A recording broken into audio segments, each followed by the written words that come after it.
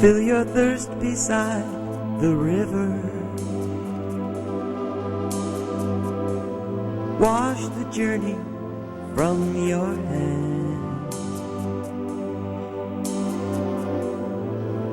Feel the comfort flow inside you. Come this far, you understand. Fear's not allowed, where dreams can be lost or found. Welcome to Healing Outside the Box. This is our 18th show, and the name of the show tonight is called For the Love of God. And our guest speaker tonight is Nancie Lapier. Welcome Nancie. To our show. Well, thank you. Thank you for having me. So glad to be Pleasure here to meet you to have you tonight. here. And I'm going to read a little bit about Nancie's training and her experience in shamanic practice. Nancie's formal training is esoteric science, which began in esoteric science began in 1977 at the School of Alpha Logics, a little-known educational center focusing on bridging the spiritual and physical world. With a deep compassion and love of the natural world around her, Nancie began to see and then communicate with both ancestor and nature spirits. From these sages, Nancie learned about divination, realization processes, shamanic healing, and the principles of the spiritual realms. She went on to open her own practice in healing as well as animal and nature spirit communication, and marries those talents in working with both adults and children who are medically compromised and have difficulty communicating with language. Nancie has honed her skills through chelation therapy, cranial sacral therapy, Reiki, Kuan Yin magnified healing, Kundalini yoga, and various breath, sound, and movement therapies. She has studied meditation with the Ashaya.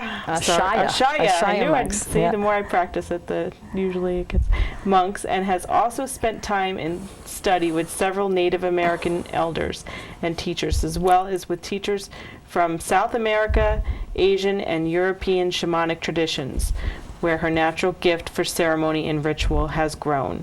She leads and teaches her personal clients in healing ceremonies and devotional rituals, and spends much of her own time working her personal life in the same way.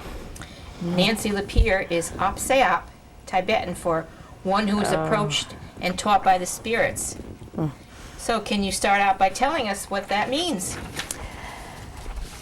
Well, I can tell you what it means for me. Yes. And you know, that phrase was coined when I was describing what I consider to be my second awakening experience in this lifetime by a teacher of mine who is a Tibetan shamanic teacher.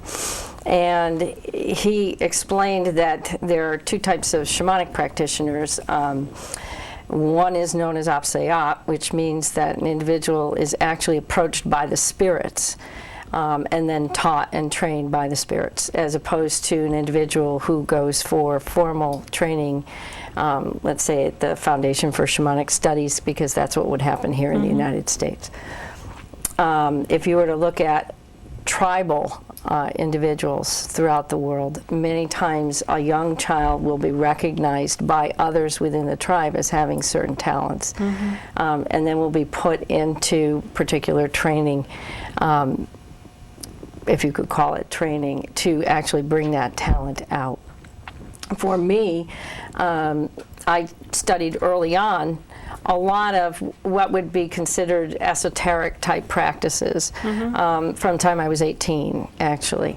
But when I was 21 and I was getting pretty good at what was happening, I also got a little bit nervous that I couldn't control a lot of the voices and things that I was hearing. So I shut it down.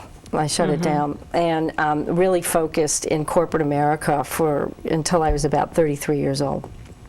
And when I stopped working in corporate America, I re-entered the spiritual reality again, and began to go into meditation, and saw some spirits out in the trees on the land that I lived on. At that time, I was very fortunate to live in Andover, Connecticut, on 7 acres of land in the middle of a 100-acre state forest. Oh, beautiful. And there were spirits that were showing themselves to me at the edge of the woods there. And we observed one another probably for about 2 weeks.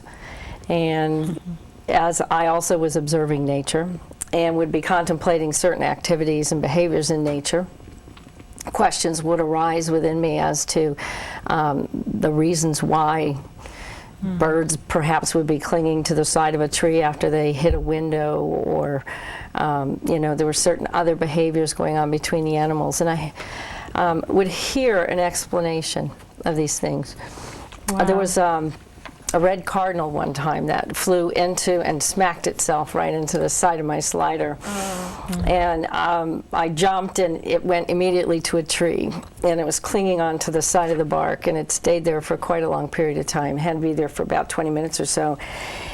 And it seemed to be okay. It hadn't knocked itself out. Its neck didn't look like it was broken, but the question just arose in my mind as to why it would be just clinging to the tree and not moving anymore. Right. And I very clearly heard a voice begin to explain to me that trees have excess prana, and animals in the wild know how to heal themselves and to avail themselves of the healing energy that's available in the wild, and that he was taking his time to absorb that energy from the tree until he was well enough to move on.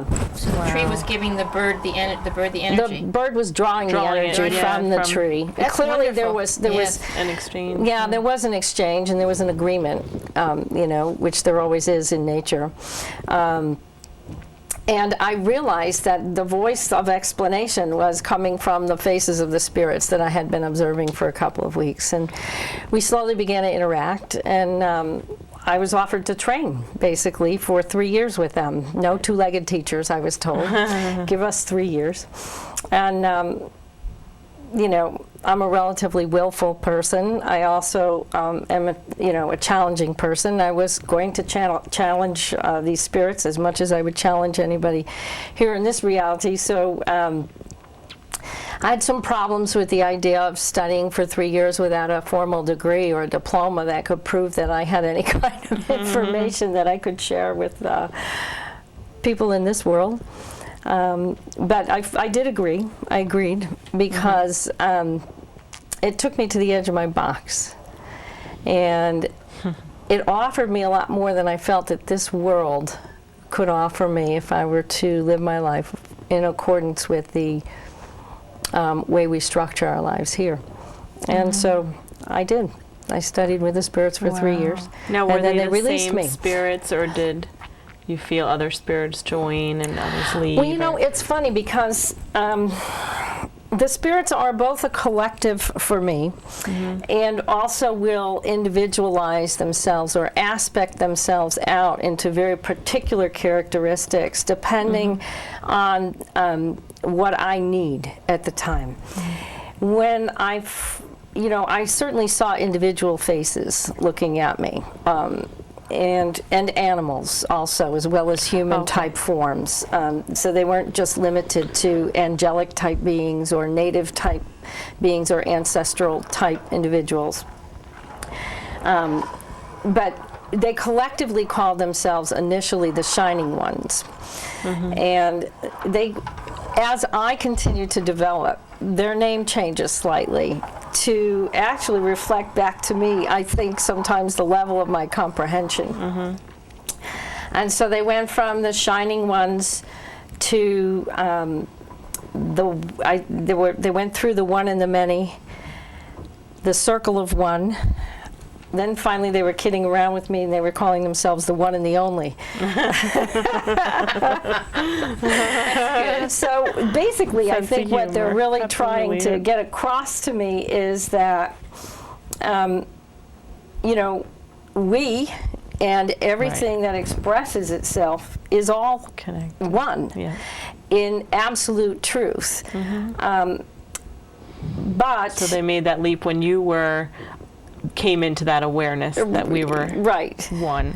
Well, yes, as I continue to develop my understanding of what it means to be in the sea of oneness, and then the need also to emerge out of that ocean into a very specific aspect, or what I call a medicine or a power of the Creator. Like an aspect or the individuation. Like Right, of it, of God, or the Absolute, or the All That Is, or Goddess, right. or whatever anybody wants to refer to it as. So, you know, there are many, many times when we really need to interact with very specific qualities of the Creator. And so to me, the entire universe is that, an aspect. Wow. Yeah. So how much of your time did they insist upon as you're going through this? well, you know, they radio training? don't really insist. Okay. You know, they're very charismatic, however. And I was so drawn into this, and it was an actual pleasure for me to give over every minute of my time. I Yes. spent a lot of time during those 3 years in a state of what I refer to as ungroundedness. I managed to get function enough to get to the grocery store and to do some, you know, minimal survival things. And most of my time was spent in meditation, in conversing, in relationship, and sitting and doing channeled writing, and just learning, and putting myself, you know, in nature. And I spent a lot of time in nature, actually working energetically, exchanging my energy with trees, with rocks, with streams, with birds, with other animals, and vice versa, inviting the spirit of the rocks to be within me. So there was a natural shamanic process going on, which is called merging. And it's one of the ways of communicating with nature, communicating with spirit, or communicating with animals. And also with humans. We tend not to be so trusting to merge with other human beings. It tends to be a little harder, you know, for people to do that. That mix of energy could. Well, you know, leave a people mark are on afraid us to lose sometimes, themselves, whatever that's defined as. We True. can't really lose ourselves that way, but you do bring yourself back to your individual state, and then the energy actually unfolds into knowing or information. It could be comprehensive. It may be just a knowing from a heart space. It may be an emotionally empathic way of sensing another individual's worldview or experiences of life. Or it could be telepathic. It could be very comprehensive. It depends on what your skill is, your you know, your power in terms of being able to interpret information. Some people are more visual. Right. Some people are sensitive and more empathic. Some people are very kinesthetic and they feel things in their physical body. Other people just have a way of knowing. Right. The heart is a good way of working with energy to be able to ascertain information. I was going to ask you, what made you choose the title for the show, For the Love of God? Yeah. That was very, very nice. You know, it was given to me. It was actually given to me when I was contemplating writing and was looking for a title of a book, and I heard For the Love of God. And the interesting thing is that has a dual thing that goes on for me. I was a pretty precocious child. And my mom raised me, you know, my mom and dad raised me Roman Catholic. And from day one in first grade, when the nuns would teach me about God, I remember very clearly thinking, not my God. My God would never do I had that. Same feeling, like I was precocious too. I remember sitting in the pew saying, this just doesn't line up with my interpretation of God. Exactly, yeah. So what was interesting to me was that I thought I had personal knowledge of God, and I did. I had a knowledge. There was a knowing. I didn't know how to express it too well. But I was also studying for my Holy Communion, and we were studying all of the little questions in the Catechism book, and the question of where's God, and all the little voices yelled out, well, God is everywhere. And for me, it was about, really, He, because it was a He at that time, He is. Well, I'm going to find Him. If he's everywhere, I'm going to find him. That set my path right there on divination. Divination is to speak with God. And my mission was I was going to find God wherever he was, if he was everywhere. I was looking everywhere. And I don't think the nuns would really appreciate me crediting them with the fact that I became a diviner.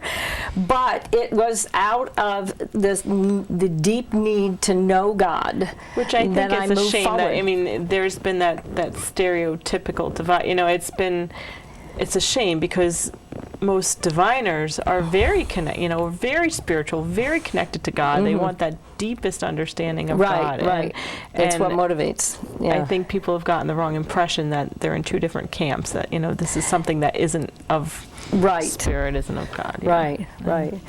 So anyway, that was what pushed me. That's what motivated me early on to begin a study of this. That and the fear of death at 5 years old.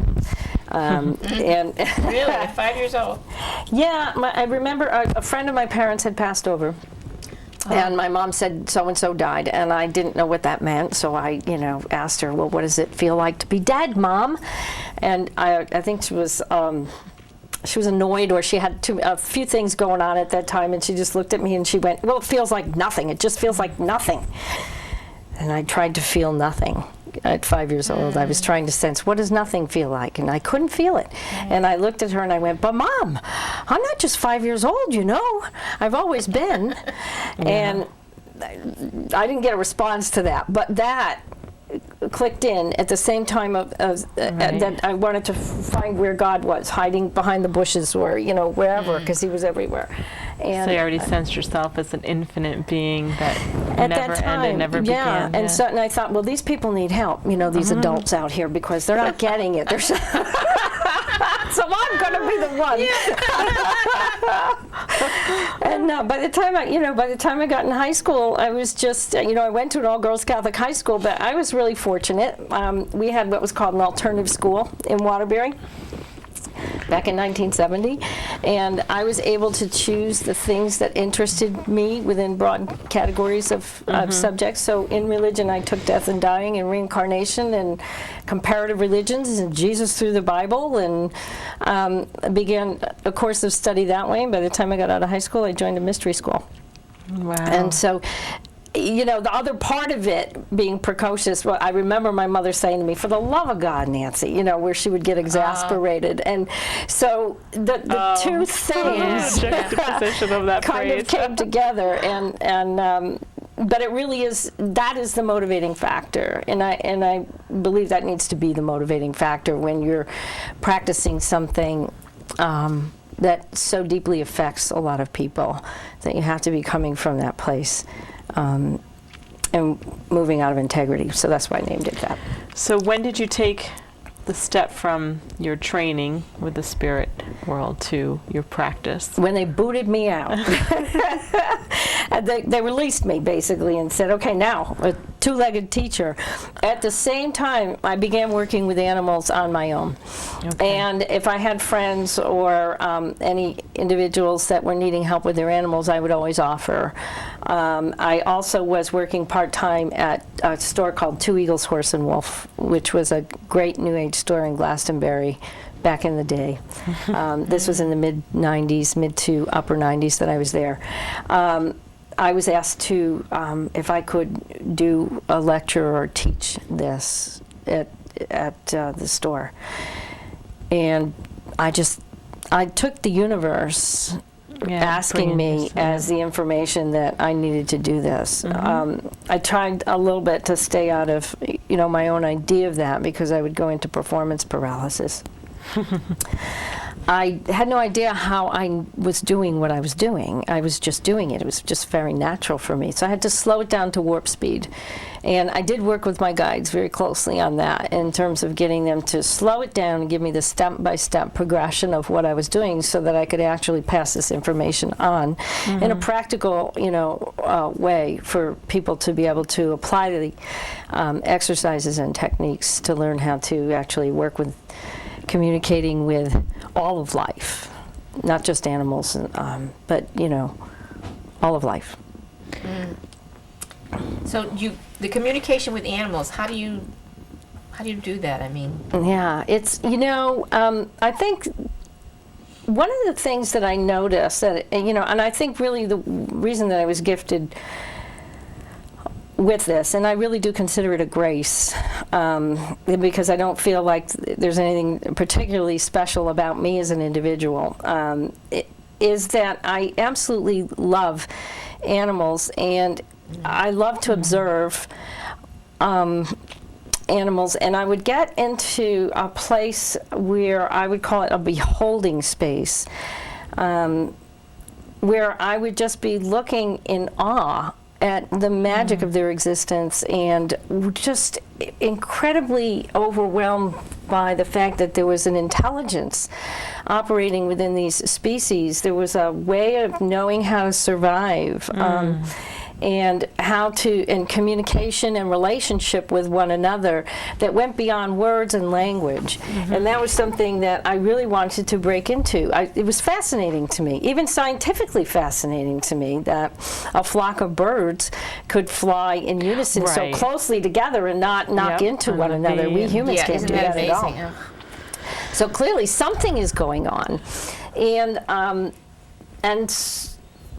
And so just sitting in that quiet space where I feel I emptied myself of my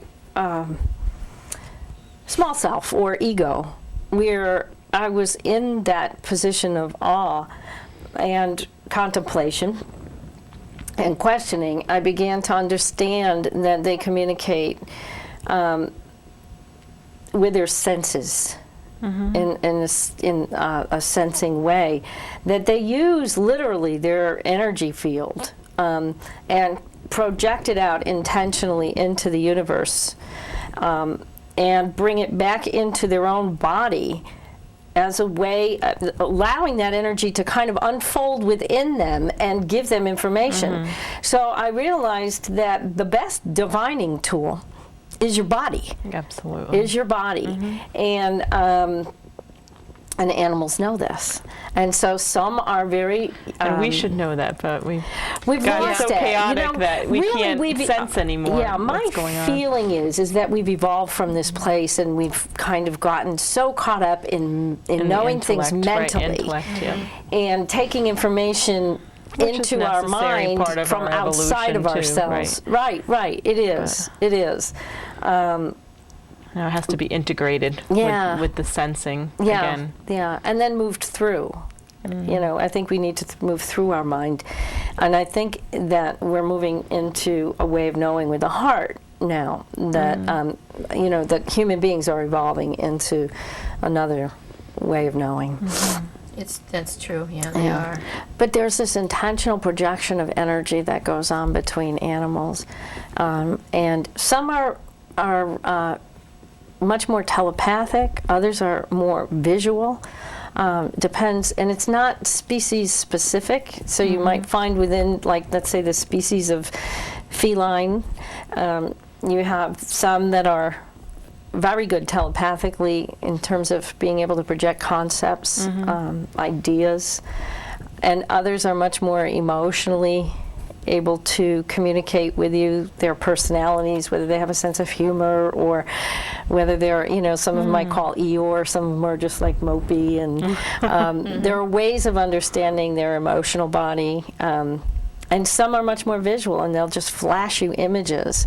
So depending on how good you receive at those levels will depend on whether you can communicate. Sometimes it's kind of like this. If you're a seer, and that's your strong point, and you don't work your other muscles, so to speak, and then you have one that's, sending information on a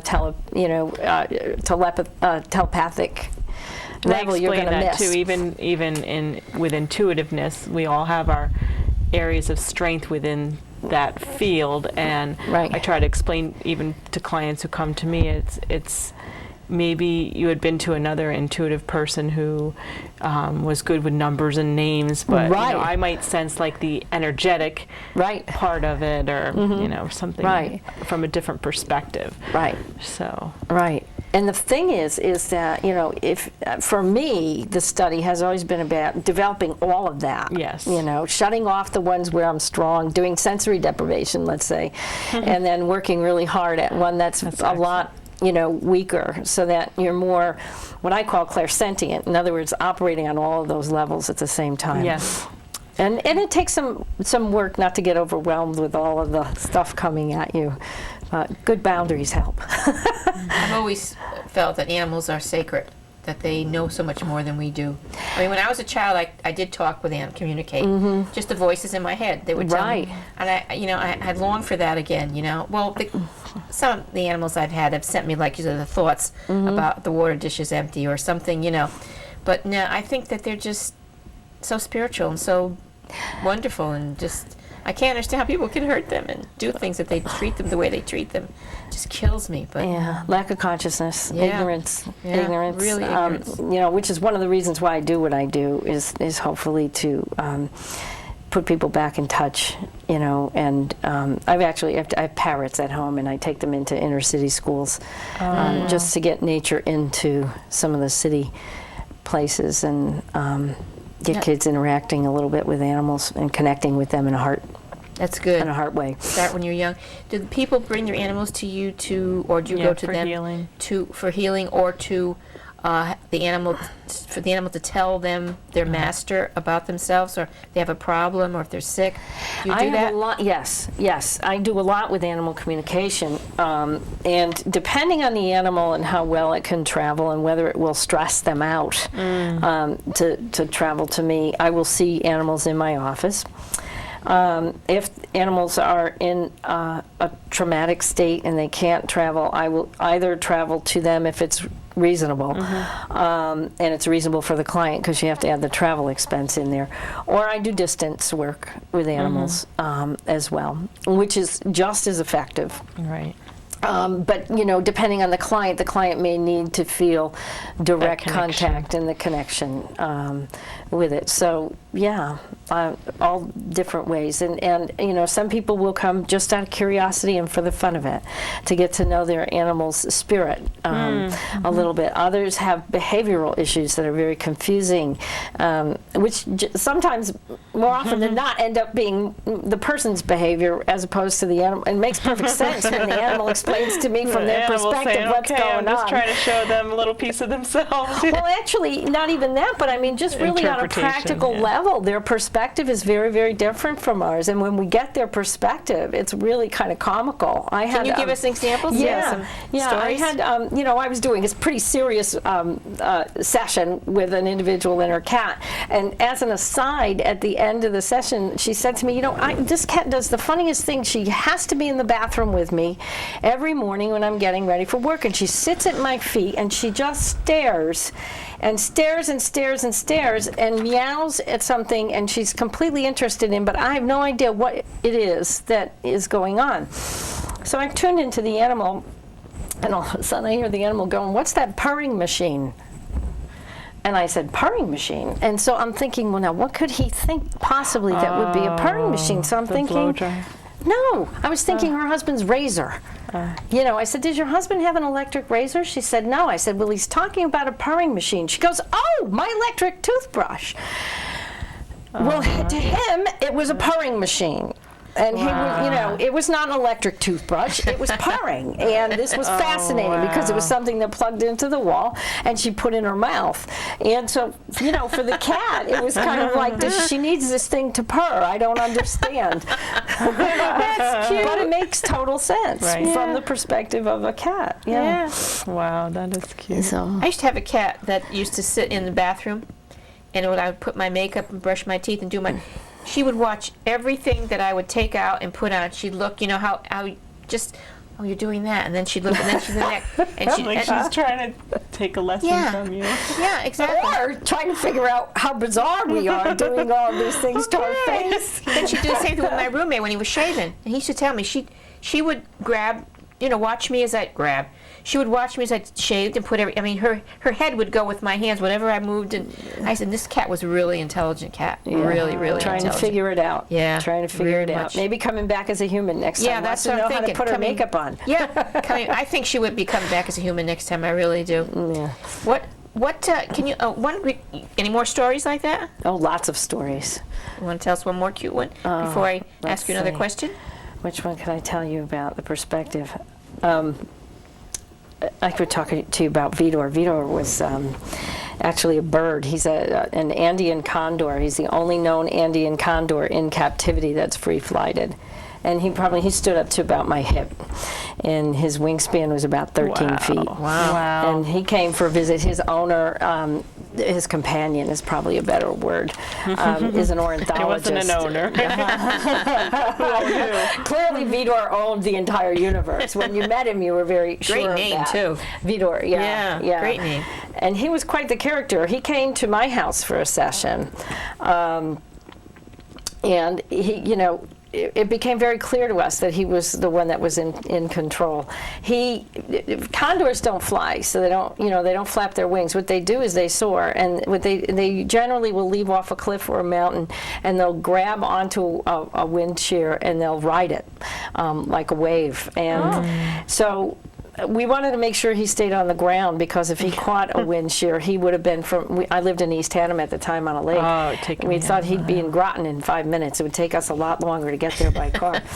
But he decided that he was going to amuse himself by going roof hopping in my neighborhood. Wow. So he jumped from my deck onto my roof, and we were all running around like idiots with this little piece of meat, yelling, "Vidor, special treat, special treat." And he just kept jumping from one roof to the next as we continued to run up the street. Wow. And he watched and watched and watched. And, we were just beside ourselves. And, of course, now we've got cars lined up on the street because, condors, maybe California, but this is an Andean condor. And no one knew what it was, and the boats are pulled up lakeside, and they're all looking up on the roof, and I can hear guys going, "Well, I don't know, some kind of vulture or something." Everybody was talking about him, and he just had himself a grand time, 35 minutes, and then finally he just jumped down when he was done. And that's what he said to me. He said he was getting a high off of our energy. It was almost like a rush, an endorphin rush, watching us until he had enough of that, and then he came down. So he came over to me, and I was singing to him. I was singing him a song, and he bit me in the nose as hard as he could, and I've got blood running down my face. I was laughing. I've been bit by animals. That's what happens when you work with birds. And the owner said to me, "Oh, he doesn't like you." And I said, "On the contrary." On the contrary, he trusts me not to kill him, which is why he was able to act out. Yeah. So that's just another example of getting their perspective. That because biting you on the nose was telling me that he trusted me. Wow. He trusted me that I would not injure him. Right. Yeah. Wow. So, I can tell that by the many, many wild parrots that I have come to me. We have domestic hand-raised parrots that you would think would not bite. They all bite. They bite like crazy. I get a wild-caught parrot, and they're the most well-behaved, docile, wonderful birds to work with. And people are saying, what's the dichotomy there? Here we hand-raise these wonderful domestic parrots. We feed them the best food in the universe. We cuddle them, nurture them, hug them, love them, and they bite us. Right. Give me a wild-caught parrot, he'll step up on my hand, give me kisses, is much more trustworthy than a domestic. Wow. And I said, our domestics know we're not going to hurt them. They know it with absolute certainty, so they act out. Yeah. And the wild-caught parrots children. don't. Just like they're our not children. sure what we're going to do to Our them. children act out too because they know, we're going to love them anyway. See, the people should think about that next time they get bit by their animal. Right. That is just an act of trust. Yeah. So you don't get mad at your animal when he does that. Okay, now? Okay, good. That was a good lesson.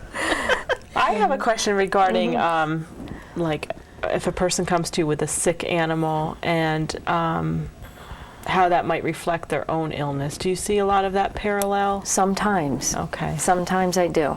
I'll start to, a lot of times people will bring me their animal because they can't get a diagnosis from the vet. I get the what I call I'm the last ditch effort a lot of times. And if there's a medical condition that can't be pinpointed through allopathic veterinary medicine, they will oftentimes acquiesce to the crazy animal communicator and see if maybe she can give them a little information about this. And I'll begin to describe a condition that's going on. I'll end up describing the owner's condition. The owner will say, well, that's odd because this is something that I have. Yeah, and I was wondering if energetically they try and take that upon themselves. Yeah, I was going to ask that same question. Yeah, I've always wondered. It's not so much that they try to take it upon themselves or that it's the owner's fault in any way, shape, or form, but it's the fact that we live in a sea of energy that we're not impervious to. We think that our bodies end here and that I'm separated from you because physically you are located in that form and I'm located in this form. And in fact, we're all sitting in the same energy. This is just the pinpoint, the iceberg, right, the tip of the iceberg. And so, we oftentimes will share, in sharing energy, we will share conditions, perspectives. Excuse me. Water. Yeah, drink some water. I like Traci. I thought at times an animal will have an illness, take an illness from you and take it upon themselves instead. But that's not true then. It's an act of it's not a conscious, intentional act of empathy. Oh, okay. Which is different from, let's say, a healer, who knows they're empathic. Right, and that's the dangerous who thing has where they're good taking boundaries and has a client on the table who intentionally says, I will take this on and do this as a service. Okay? It's very different for an animal. They're just naturally empathic, so the exchange just begins to happen without a conscious choice. Animals don't have the fears that we have around illnesses. They tend to be much more accepting of it. They stay in the present moment. They're not generally intellectualizing or analyzing or scrambling to have it be any different than it is. So they experience their illnesses differently than we do. We tend to project our experiences or imagine our experiences and project them out on animals. It's very difficult when it's yours, when it's your companion that's suffering, because you need to separate the emotions to get a lot of clarity.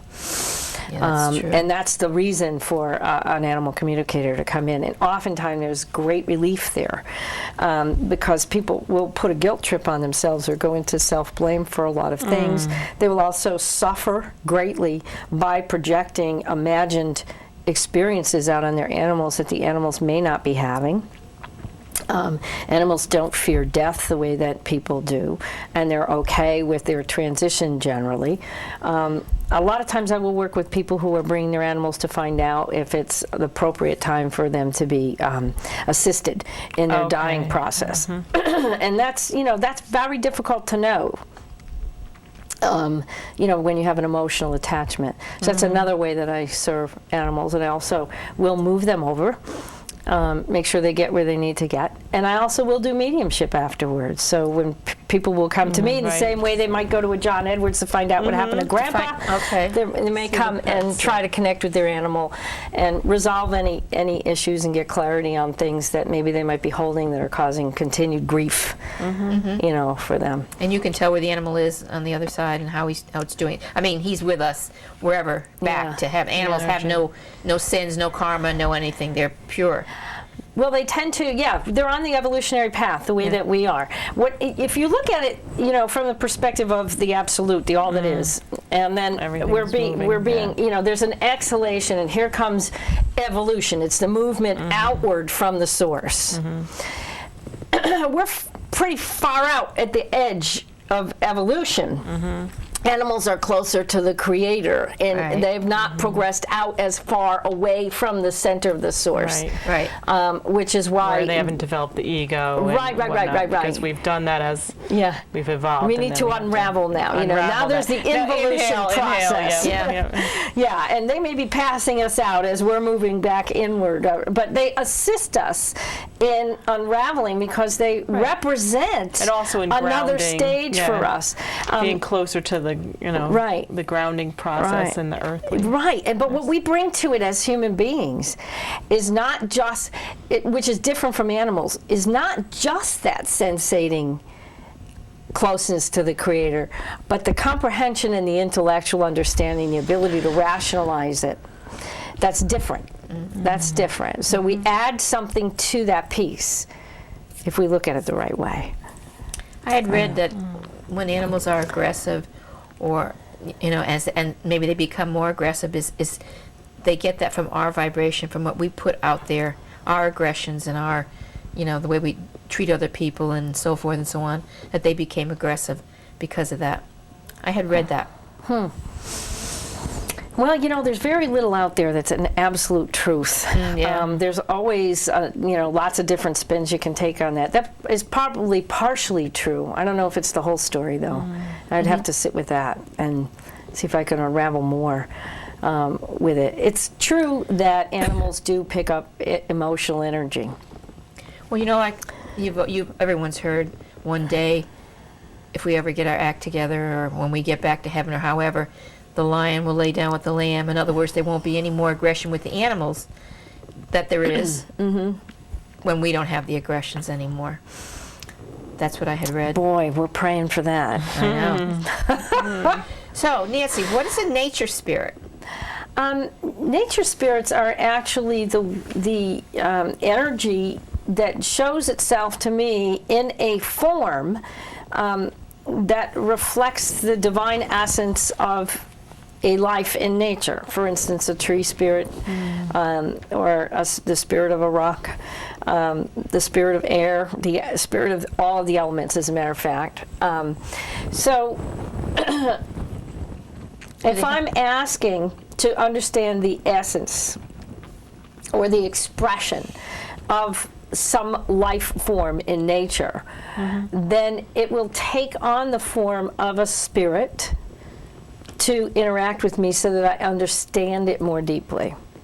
Okay. So it has form.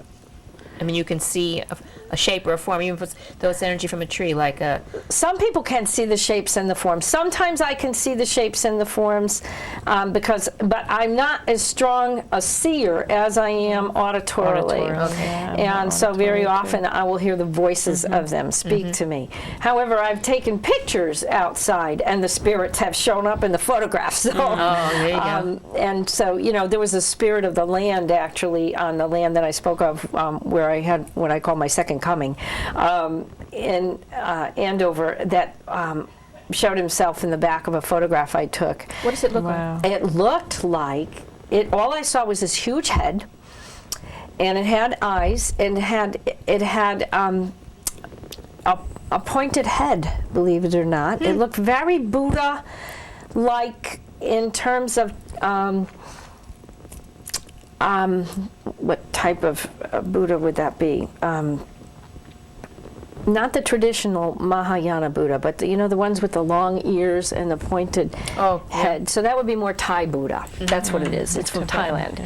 So it looked very similar to that. And all I could see was the head. It was enormous. It had two eyes and a nose, no mouth, just a pointed chin and that pointed head. So alien-like. And it was the spirit of the land.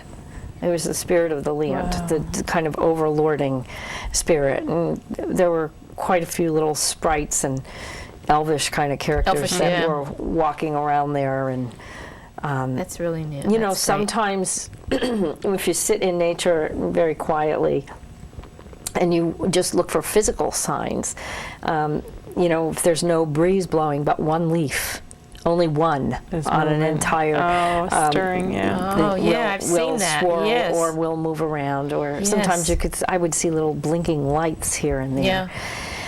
It would just, it would depend. It would depend on what they were expressing to me more.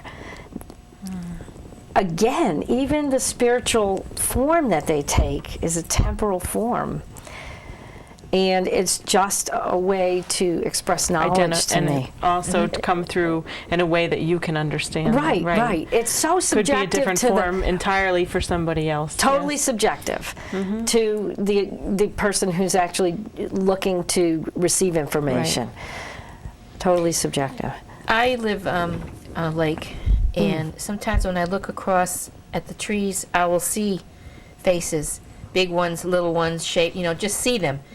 I mean, if they want to communicate with me, maybe I don't hear them all the time, but I see them, and I've been seeing them a lot more lately, and I'm wondering, I'm going, you really seeing that, And I see them in the darndest places. Oh, yeah. Little faces of all different kinds. It's like they emerge out from the interior of the landscape. I'm glad that I'm glad that I talked to you about that today. I was wondering, getting ready to do OPSEO. Okay. 3 years. Take you under their tutelage now. It's funny. 3 years. Really. Yeah. 3 years, that'd be all right. The only thing that you have to do is validate them. Yes. Just acknowledge them, validate them, try not to go into your head to try to figure out whether they're really there. Yeah, you're right about that. Yeah. We had the Native American man Wildcat that was on our show, and he kept saying, "Get out of your head and into your heart." Right. Everyone needs to do that. Yeah. Remember that? It's hard. That's why meditation is so important. Yeah. It helps us get into another place. Just letting go. Empty. Oh, it does. It really, really does. Yeah. Now, do you feel that most of your practice is around nature and the animals, or do you also just see people for mediumship and channeling? It's really funny. It's like it has a flow to it, I definitely see people. Okay. I do a lot of readings for people on lots of life issues and lots of spiritual issues. I do mediumship is another area that I do for people. I do shamanic healing and hands-on healing for individuals and a lot of spiritual counseling. I also teach. And I do private teaching, so I customize things for individuals depending on where they're at. And there are times where I teach yoga as well and meditation.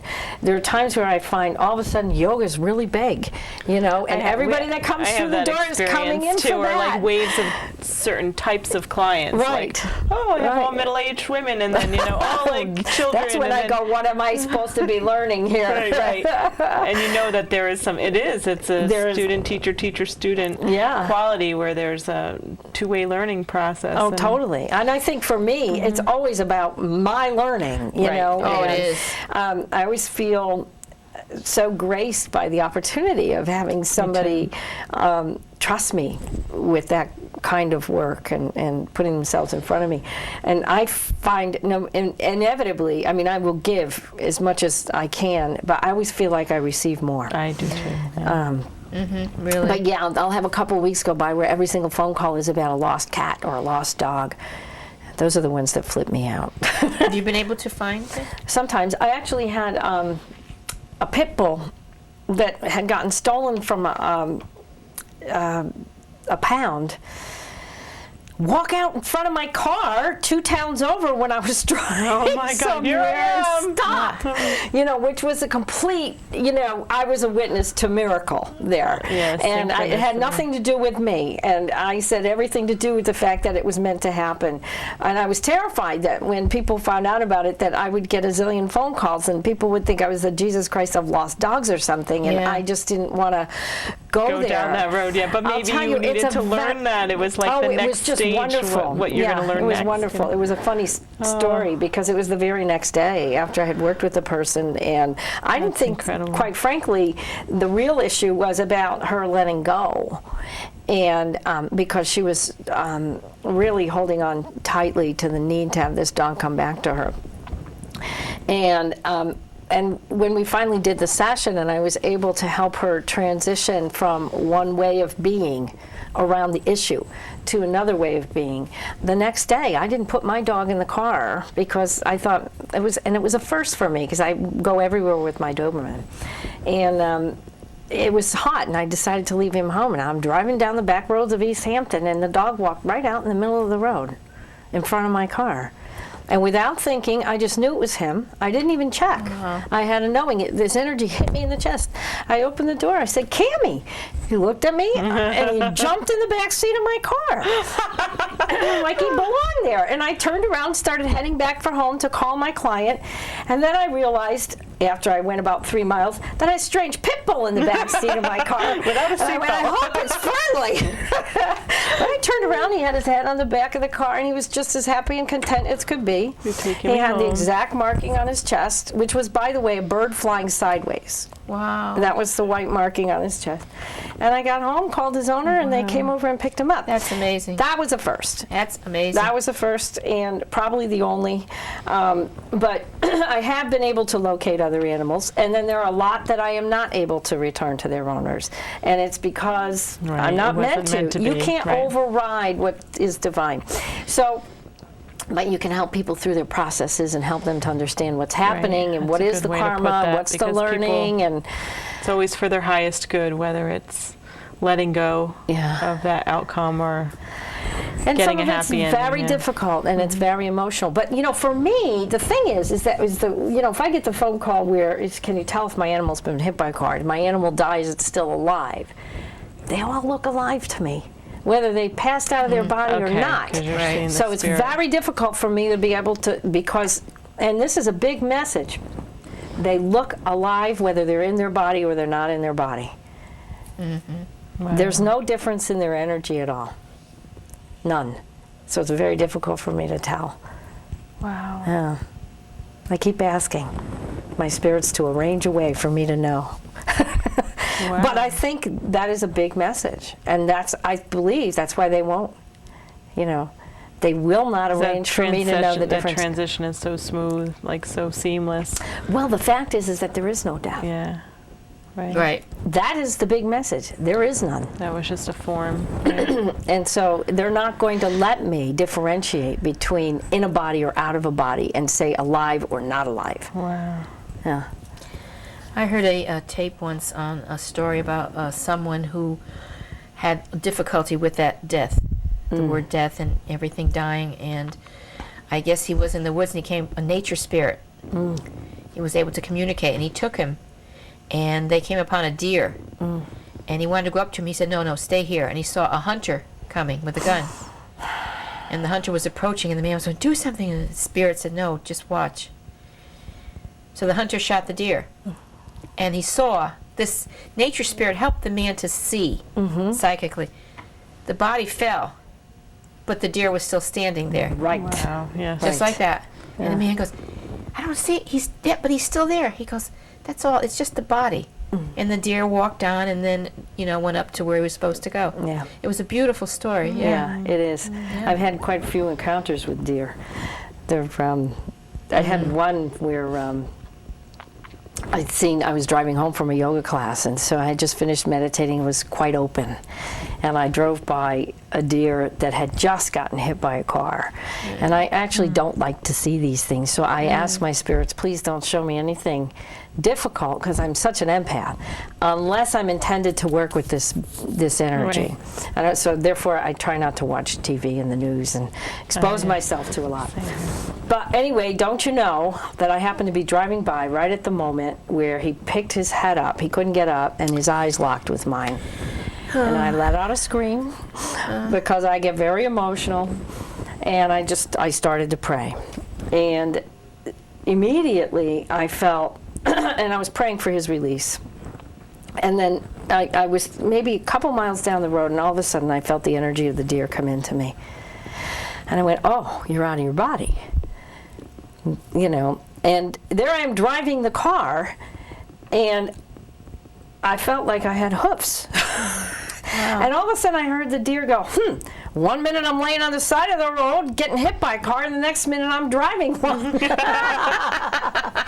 so I had tears running down my eyes, and I'm laughing at the same time.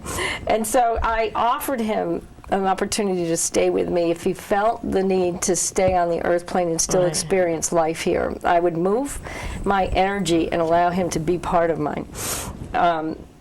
And I do that rarely, but I've done that with a tree.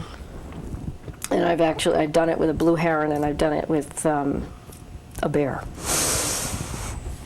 But he wanted to continue, so he said no thank you and kind of went out. I saw what looks to me to be spirit of deer, or overriding spirit of deer. Right. Bring him back. Embrace him.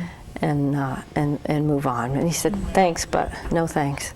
That's beautiful. Yeah. Wow. Yeah. That's But- really beautiful. Yeah. I probably should write a book about all the Yes. stories that. I would buy it. I would love to hear it. Yeah, it's a Like I fun. said, I adore animals. Yeah. Just They're adore them. easier than people, aren't they? Oh yeah. They're so clean, the energies that they Yeah, have, that they they really hold. are. It's Now- there's a purity about it. We don't have a lot of time left yet, but I just wanted to ask you really quickly. When you say mediumship, do people come to you to ask about their loved ones that passed over, humans? Yes. That passed over too, Yes. and you can Yes. help them with that too, so that the audience knows that if they call you, they have all these services that you That's offer, strictly, yeah. which is wonderful. Yeah. So you do that too and help I them do. with that. I do. That's wonderful. And sometimes they're not coming for that. They're coming for something else. Oh. And then that And just someone shows will up. show It's like, up, yes. okay, that was the time. Wow. I'd love to hear your stories. I mean, they're wonderful. They're Yeah, beautiful. they're fun. They're fun to tell. That's a good idea. I probably should write them down. They're inside of me at the moment. Really quickly, you said in your bio you work with children who are medically compromised and have difficulty communicating through language. Yeah.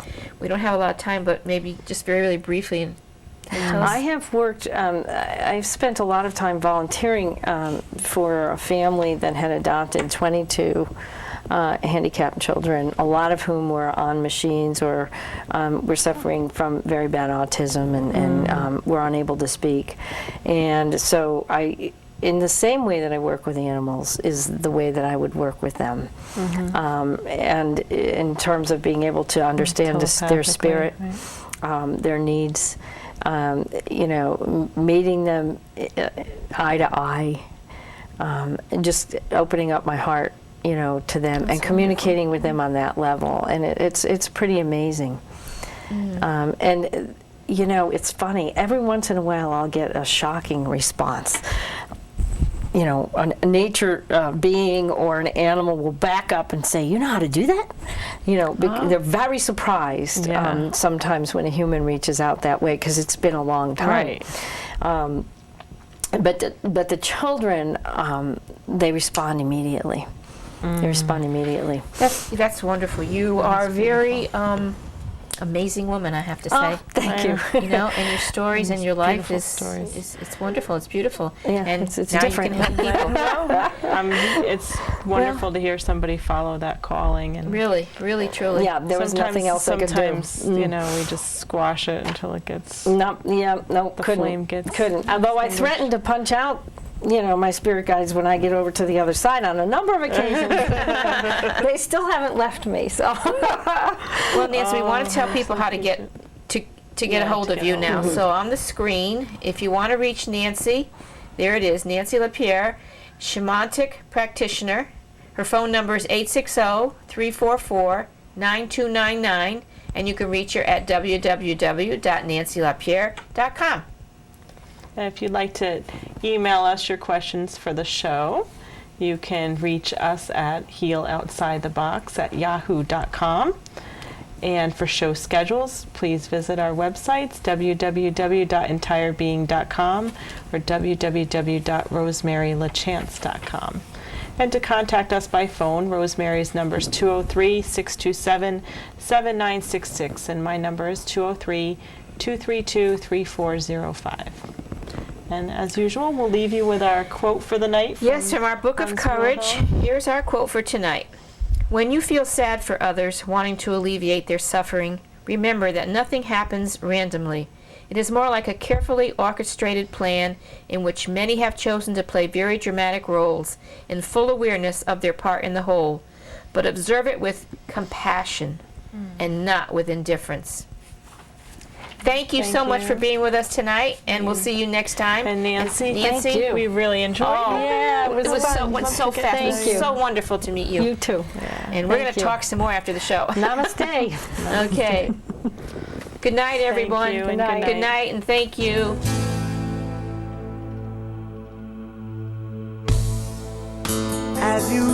out through the window.